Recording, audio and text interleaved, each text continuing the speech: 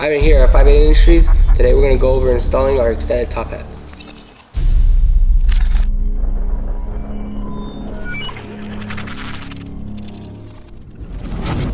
The kit comes with 2 top hats and 2 10K springs.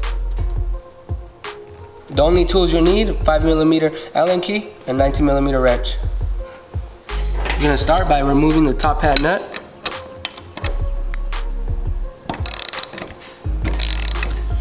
Now you can remove the top hat and spring.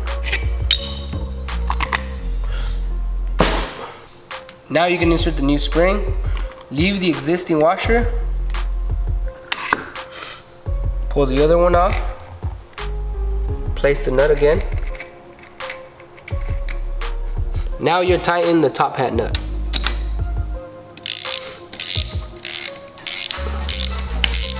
With the top hat installed, your car will now lower an additional 2 inches.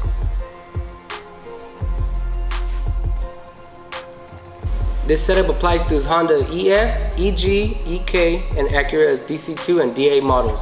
Thanks for watching. Follow us at 58 Industries.